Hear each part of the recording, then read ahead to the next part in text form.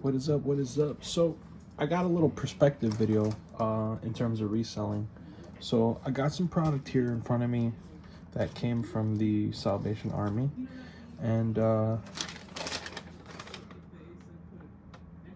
after everything was said and done, I spent $49. Okay, so I used to leave a lot of items on the shelf behind because it'd be like $7 cost and you sell it for 15, but it's small, so it can be shipped out relatively inconveniently and relatively conveniently rather, because of the size, and you know what I mean, smaller items that are worth more, so you can just kind of ship them out cheap. And so if you put certain items together on one ticket, on one receipt, right, and one of them sells and it gets most of your initial investment back, then you should look to think that the rest of your stuff came at a pretty inexpensive cost. I have an example that I'll start off with because they sold right away. So I'll just show them right now. So I got two of these. It's Brother ink toner cartridge, right? So ink for computers or printers or what have you. I have two of them. So got them for $3 each, sold them together after everything was said and done, fees, nonsense, shipping. $36 is what I got. So you take away the 6, so there's 30 right there alone in profit off the pair. But so this is the way I do it. So with that 30,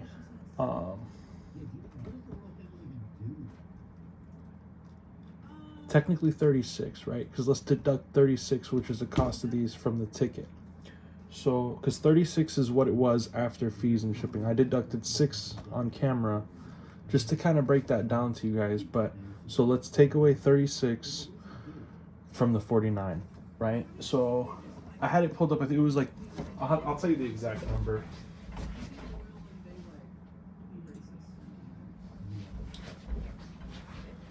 So I need an additional $12.56 out of any of these items, and then the rest of them become free. And this is what I meant about perspective. Yeah, I paid 6, right? And then I paid $2. That doesn't always necessarily matter in this instance, because so the ink has got me to now needing $12.56. Now this remote commonly sells for around $20, especially when they're brand new in the bag. So as soon as that sells, after shipping and everything is said and done, this should just about put me in the profit, right? So when that event happens, right, so just off these 3 items, I've recouped the 49. It may even put me $1 or 2 into the profit, because on $12.56, if it sells at 20, figure $4 shipping, $4.50, and then fees is probably like $1.50. So you might have like $2 to play with in profit. But so once that pays for my initial investment, I will have gotten this for free. And I'll go over each item just, to make it a fun video. So this doesn't have much sold comps. Maybe there was one brand new sealed for $25. Now there's one new sealed for 80, and there's like a used one for like 20. So that would be free, right? Then you got this mini board game here. Goes for around like I think like $14. So whatever I get, if after this sells and we take fees and shipping, we'll probably get like $7, right? Now I paid $2.99, so you think that 7 isn't much, but because we got it for free, we delete what we invested into it, and so when I get that 6 or 7 after a $14 sale, that's considered full profit. So let's keep moving here. I've sold this in the past, so it was like a no-brainer, but it does have water damage, so I'm not going to be able to get the most out of it. The box, I don't know if you can see, it's not supposed to be light right here. It's supposed to all be the same color. Somebody spilled something. You can probably make this stainage. Only the manual was a little damaged, but everything else was good. 17 to 18 bucks would have been the most I could get if it was good. I put it at like 14.50. Probably lower it more now that especially once that remote sells. Generally, once I make all the money back too, I try to lower the prices on everything that's listed that I haven't sold yet. Because now that it's all free, better you just get some money back in and reinvest it. There's nothing worse than having that. Here's where it gets bad. So let's say you did pay, so I paid $1.99. If it doesn't sell for 4 months, then I didn't need to get this. Even though it came free, that money that came from that would have paid, like, would have ended up back in my pocket as like $2 extra, rather than putting the $2 into it and it not sell. But you know, I said this has sold numerous times. I sold one a month ago, so I'm not worried about that not selling. Let's see what else. Okay, got this for $2.99. And this was also cool because it was brand new, sealed still. So when it's something like that, it's kind of a no-brainer, you know. It makes it a lot easier when it's brand new because you know there's not going to be any defects, and you'll be good to go. So, and I had seen some sold around like 22 bucks. So again, once those have already gone, I mean, the ink toner's already got me most of my money back. We just got to sell that remote or any of this stuff really, because it's all listed, with the exception of a few items. I usually don't buy items that I'm not intending to sell right away unless I had like a hit at the store where I was like, okay, cool, this is gonna, you know. So next thing I got was something like this where it's kind of a gamble. I couldn't really find much. I found one listed and it was a different design. So I'll bust them open. So the whole bag, got it for $2.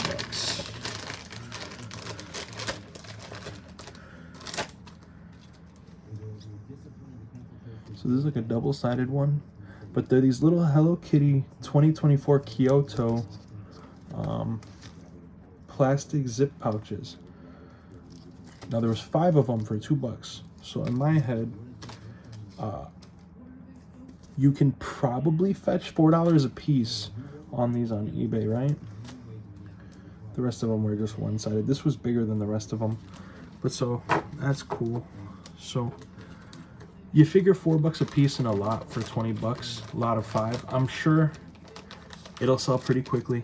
Unfortunately, we're getting close to Christmas. If I would have found this a few weeks ago, I could guarantee it probably would have sold within the month of December. But Christmas, at this point it's Christmas Eve. And then, so, you know, really no one's buying any gifts at this point, but I'm sure someone would have bought it. But it still will sell, just probably a little bit longer on that, but nonetheless. Next up we have these glass cups. Now this was kind of like I've never sold specifically any of these, but a couple of them stood out that I was like, okay, well, you know, most of these were $1 to $2.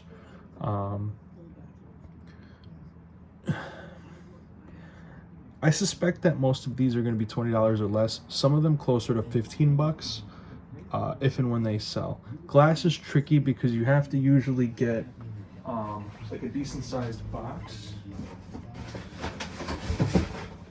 So you probably would need something like this for a glass like this, if you think about it, because look how much space it takes up raw. You want to give it some cushion. So so it gets tricky with glassware and fragile items like glass. However, when I knew, this is another example like these where I knew most of my money is secured within just a few items, you know, and even if the toners didn't sell, the remote would put you at like 14 recouped. The DVD writer would probably get you a good 17 after fees, and then the moose game would get you like $8 or $9, $7 or $8. probably like 15. So I knew like the 49 was safe. I wasn't necessarily stressing. So I threw some extra and excuse me, had pizza earlier. I knew I was like willing to do it because on a $17 cup, after fees and shipping, you're looking at about maybe like $11 to $12. And then for $11 to $12 after fees is what you'll get. There's always the risk of this breaking, right? And then if this breaks, you consider it a guarantee. You're going to have to refund the buyer 100% of the money. So if this was a $15 cup and I'm trying to sell it for 25 and there's a very small window of $10 to make and then it breaks, you literally would have been better off not doing it, leaving it on the shelf and letting somebody else find it for a few bucks for themselves. I definitely have gotten a little bit better about picking stuff up because a lot of this stuff over the years can pile up and sit for a long time. Like I'll show you just one quick example. And it's not the end of the world, but I've had this up on eBay for about like three weeks now. Probably the cheapest one. Got it for like $3.99. Hasn't sold yet. I would much rather have that $4 available for two situations like this with the board games, you know, because these are inexpensive. Usually board games like this sell pretty quickly in my opinion because they're small and they're usually short. You get in those big old bulky ones with hundreds of pieces, and now the only person that's going to be able to play it is the select few that are heavy into tabletop gaming. Those quick and easy small board games are good. This I think is an expansion. I'm not sure if it's because it says more, unless it's just kind of like a second edition. But you know, there were some sold comps, so I was a little hopeful. But hasn't sold quite yet, and it worries me after the holidays because this is kind of like a holiday item, I think, in my opinion, because you can buy like a cheap $15-$20 board game for someone, but you know, all that being said, I'm gonna put this back because it's not really to do with the house. So let me finish going over the mugs. So like I said, I'm not gonna go individual prices. Just know that the most expensive was like a couple were $20, rest of them around like 15. I think this one was like 14. So we got this Superman 1976 Pepsi mug, glass cup rather. Now, something to pay attention to. On these older glass cups, they get scratched up here. These didn't have too many scratches. When I was looking at some of the other listings, they were scratched up like crazy. So in this situation, if you price match the one that's all scuffed up, you can bet yours is going to guarantee sell faster. You no need to undercut them. Just put them exactly at, you know, their price. If you want to play the long game and try to get 20, 25, I saw some sold for around 25, 30, and they were actually, you know, really clean like this too. So you can play that game if you want, because it could be the reverse. Now that if everything sells and I get all my money back on those few items, I could put it for 25 and just let it ride and wait, but I don't want this lying around everywhere. I mean, for right now, if I'm operating out of my room, and I'm being careful, but I keep telling myself, like, gots to be careful. They're all sitting here, right here, and I could drop this and accidentally crack 2 or 3 of them, and now that's a total loss. And then it also sucks if it's old school. So there you have it. So you figure on a, let's say average, we'll go 17. After fees, probably around $11. 11 times the 6 mugs, maybe less too, but 11 times the 6, looking at 66, cut out the 6 after fees and stuff, whatever, maybe an extra $50-$60 on just these 6 mugs, or glass cups, whatever. Mugs are another thing too. I don't really have many. I'll show you one from a previous day, but kind of sucks because it's a Hello Kitty Christmas tree one, and it's an older mug, and I didn't really put it in my booth. I have a booth somewhere at an antique mall, and should have got it over there. It definitely would have sold, I think, but now, I mean, it's a $14 mug on eBay. I probably should have put it, and I just never put it, but But yeah, you know, sometimes they slip and you forget about it, or you got things going on and work, and so. But there's the Superman one. Let me go over these next few because I do have 5 Shonen Jump magazines that I want to show you, but I have to get rid of the cups to show you. So this is pretty cool. This is a Coca-Cola. I think it's like stained glass, or like the church pane windows. That's that style, but it's a Jack in the Box, like the restaurant, old school glass, or maybe even that's crystal. Sounds like it could be crystal, but cheapest one was a little bit like more worn down. They wanted like $14.50, so I could probably charge more. And then the next one is this Peanuts mug or glass cup. Interesting thing that I always point out. Now, I'm pretty sure this is old school. I think it's accurately from 1965. So a lot of the times with these older like IPs, they'll print like multiple years, and generally speaking, the last year printed when they're like writing it out is usually when is the year that was from. Not the case with things like Yu-Gi-Oh, because they print like 95 on everything. But so this Peanuts, he's eating like spaghetti, and then he's got like a sub sandwich here, and I forget the bird's name. But anyway, same thing. This was like 20 bucks. Then we got this Potsy from 1977. It's a Dr. Pepper glass, based on Happy Days. Same thing. This was about like 16 bucks. And then we got this Rocky from Rocky and Bullwinkle, I believe. It's pretty cool too. I don't know if it is accurately very old school or not, but I believe that was the conclusion I came to. And then we got this Underdog. Pretty cool that the eyes are clear, so you can kind of see through. There's other ones like this where the eyes are filled in with white, and it's not an error, it's just a different style, but still pretty cool. So these 6 glasses. All right, now that we got the glasses out the way, I just want to show you the last item.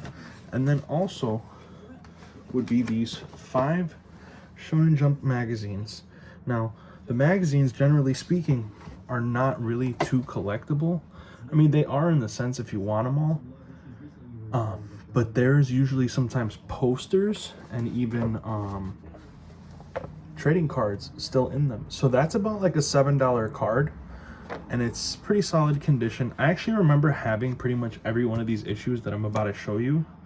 But, you know, this is an issue from November 2011. So this is around the time I started collecting, because I actually had that card. And I dumped off my Shonen Jumps at one point. I don't remember how I got rid of them, but I never took the cards out. I left them in there. This one has like from the old Naruto TCG that I actually used to collect for. I don't know if any of you guys remember that back in like 07, but that's very cool too, because I hadn't even known about this one, to be honest. I left another Naruto promo card there. I probably should have just grabbed that magazine too. Here's another that I had myself. Now that one I just really liked. I was gonna buy it even if it wasn't worth anything, because I remember having it. But it's also like an $8 to $10 card, so also picked that up. And then let's see. And then this one had Elemental Hero Ocean, which I hope the next one is Elemental Hero. That's crazy. Look, there was $1 stuck in here. Right on the camera. That's crazy. All right, so $48 is my total invested. Damn, that's crazy. You know, I kind of want to, because there was like 20 more of these magazines there. I kind of want to now go there and just like sit there tomorrow and go through all of the rest of them. That's pretty funny. You know, it's not the first time I've had that happen, you know. A long time ago, I was at a Goodwill once, and I think I needed a replacement GameCube case, and I bought, like, Madden or something. And then when I got back to the shop, I, like, heard a disc in there moving, and I was like, oh, man, like, it fell out of the socket. Like, don't tell me the things are broken that hold it. Come to find out, there's a loose copy of Mario Party 7 inside this Madden for GameCube. So that being said, I ended up increasing what I thought was gonna be my profits or whatever. That was crazy. This thing was just $1 wedged in here, man. It was literally stuck between this green. I think this is like the registration cards, kind of like. I wouldn't be surprised if this is the one they tore off. It looks, yeah, it looks like it went to it too. That's the crazy part. Yeah, like it should have went over here or something. But yeah, found $1 on the right on the live.